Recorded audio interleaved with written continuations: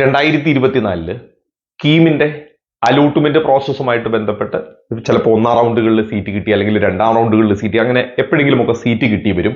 അല്ലെങ്കിൽ stray vacancy പോലുള്ള പ്രോഗ്രാമുകൾക്ക് പങ്കെടുത്തപ്പോൾ ഫീ അടച്ചു വരും ഒക്കെ ഉണ്ടാവും.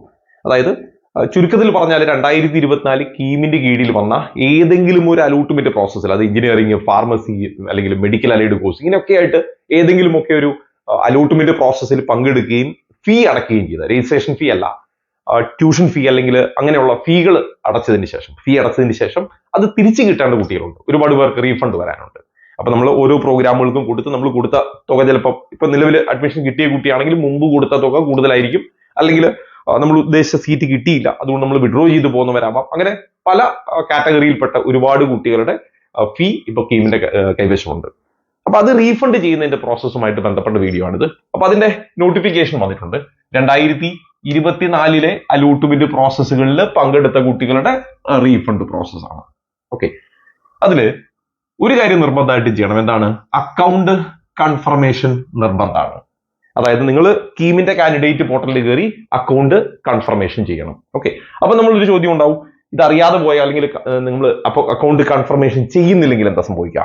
അക്കൗണ്ട് കൺഫർമേഷൻ ചെയ്യുന്നില്ലെങ്കിൽ, അതർവൈസ് അങ്ങനെ നിങ്ങൾ ചെയ്യുന്നില്ലെങ്കിൽ, നിങ്ങൾ അപ്ലൈ ചെയ്തപ്പോൾ, നിങ്ങൾ ടീമിന് അപ്ലൈ ചെയ്തപ്പോൾ കൊടുത്ത റീഫണ്ട് കിട്ടണമെങ്കിൽ ഏതിലേക്കാണ് വേണ്ടത് എന്ന് ചോദിച്ചിട്ട് ഒരു ചോദ്യം ഉണ്ടായിരുന്നു. അതിന് നിങ്ങളൊരു അക്കൗണ്ട് നമ്പർ കൊടുത്തിട്ടുണ്ടോ? അപ്പൊ നിങ്ങൾ ഈ കൺഫർമേഷൻ കൊടുത്തിട്ടില്ലെങ്കിൽ രജിസ്ട്രേഷന്റെ സമയത്ത് നിങ്ങൾ ഏത് അക്കൗണ്ട് ആണോ കൊടുത്തിരിക്കുന്നത് ആ അക്കൗണ്ടിലേക്ക് വരും. അപ്ലിക്കേഷൻ രജിസ്റ്റർ ചെയ്ത സമയത്ത് നിങ്ങൾ ഏത് അക്കൗണ്ട് കൊടുത്തോ അതിലേക്ക് വരും.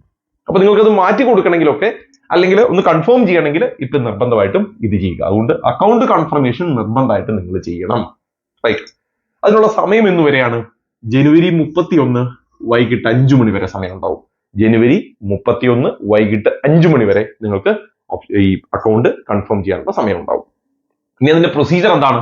പ്രൊസീജർ കീം 2024 എന്നുള്ള ആ ഒരു സൈറ്റിൽ കയറുക. നിങ്ങൾക്ക് അപ്ലൈ ചെയ്യാനും ഒക്കെ ചെയ്ത അതേ സൈറ്റ്, അതിൽ കാൻഡിഡേറ്റ് പോർട്ടൽ, ഇതൊക്കെ നമ്മൾ സ്ഥിരമായി ചെയ്തുകൊണ്ടിരുന്നതാണ്. കാൻഡിഡേറ്റ് പോർട്ടലിൽ ലോഗിൻ ചെയ്യുക. ആ കാൻഡിഡേറ്റ് പോർട്ടലിൽ നിങ്ങൾ അപ്ലിക്കേഷൻ നമ്പറും പാസ്വേഡും ഒക്കെ ഉപയോഗിച്ച് ലോഗിൻ ചെയ്യുമ്പോൾ നിങ്ങൾക്ക് അവിടെ ഒരു ഓപ്ഷൻ ഉണ്ടാവും, സബ്മിറ്റ് ബാങ്ക് അക്കൗണ്ട് ഡീറ്റെയിൽ എന്നൊരു ഓപ്ഷൻ ഉണ്ടാവും. അങ്ങനെ സബ്മിറ്റ് ബാങ്ക് അക്കൗണ്ട് ഡീറ്റെയിൽ എന്ന് കൊടുക്കുമ്പോൾ ഓൾറെഡി നിങ്ങൾ കൊടുത്തിരിക്കുന്ന അക്കൗണ്ടിന്റെ ഡീറ്റെയിൽ അവിടെ കാണും. അപ്പൊ ആ ഡീറ്റെയിൽ, അതിൽ അക്കൗണ്ട് നമ്പറും ഒക്കെ ശരിയാണോ എന്ന് നോക്കുക. ശരിയാണെങ്കിൽ നിങ്ങൾക്ക് കൺഫേം ചെയ്യാം. ശരിയല്ല, നിങ്ങൾക്ക് ഇപ്പൊ അത് മാറ്റി കൊടുക്കണം. മുമ്പ് കൊടുത്ത അക്ഷയയിൽ നിന്നാണ്, അല്ലെങ്കിൽ അക്ഷയയുടെ അക്കൗണ്ട് ഡീറ്റെയിൽ ആണ് കൊടുത്തിരിക്കുന്നത്. അങ്ങനെയൊക്കെ ഉണ്ടെങ്കിൽ നിങ്ങൾക്ക് എഡിറ്റ് ഓപ്ഷൻ ഉണ്ട്. ഇപ്പൊ 2 ഓപ്ഷൻ ഉണ്ട്. അത് തന്നെ മതി. അതിലേക്കാണ് നിങ്ങൾക്ക് വേണ്ടതെങ്കിൽ കൺഫേം ചെയ്യാം. അതല്ല എങ്കിൽ നിങ്ങൾക്ക് എഡിറ്റ് ചെയ്യാം. എഡിറ്റ് ചെയ്യുമ്പോൾ നിങ്ങളുടെ മൊബൈലിലേക്ക് ഒരു OTP വരും. അതുപയോഗിച്ച് നിങ്ങൾ പുതിയ അക്കൗണ്ട് ഡീറ്റെയിൽ കൊടുക്കുക. അതിന്റെ അക്കൗണ്ട് ഡീറ്റെയിൽസും കാര്യങ്ങളെല്ലാം കൊടുത്തതിന് ശേഷം സേവ് എന്നുള്ള ഓപ്ഷൻ ക്ലിക്ക് ചെയ്യുക. അപ്പൊ ഇവിടെ കൺഫേം ആയി. എഡിറ്റ് ചെയ്തിട്ടുണ്ടെങ്കിൽ അവിടെയും കൺഫേം ആയി. ഇതിലേതെങ്കിലും ഒരു ഓപ്ഷൻ നിങ്ങൾ ചൂസ് ചെയ്യും. അങ്ങനെ ചൂസ് ചെയ്തതിന് ശേഷം നിങ്ങൾ എന്ത് ചെയ്യണം? നിങ്ങളുടെ ആ കൺഫർമേഷൻ പേജിന്റെ പ്രിന്റ് ഔട്ട് എടുക്കണം. ഇത് നിർബന്ധമാണ്. കൺഫർമേഷൻ ചെയ്തതിന് ശേഷം ആ കൺഫർമേഷൻ പേജിന്റെ പ്രിന്റ് ഔട്ട് എടുക്കുക എന്നുള്ളത് നിർബന്ധമാണ്.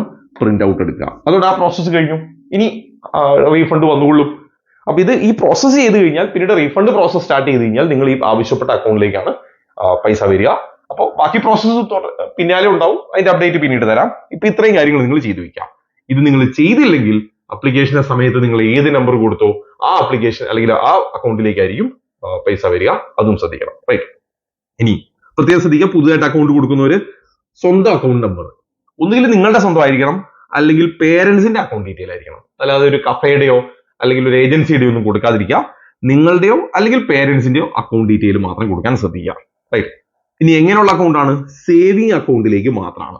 നിങ്ങളുടെ സേവിങ് അക്കൗണ്ട് ഡീറ്റെയിൽ മാത്രമാണ് കൊടുക്കേണ്ടത്, അല്ലെങ്കിൽ സേവിങ് ബാങ്ക് അക്കൗണ്ടിലേക്കാണ് വരിക.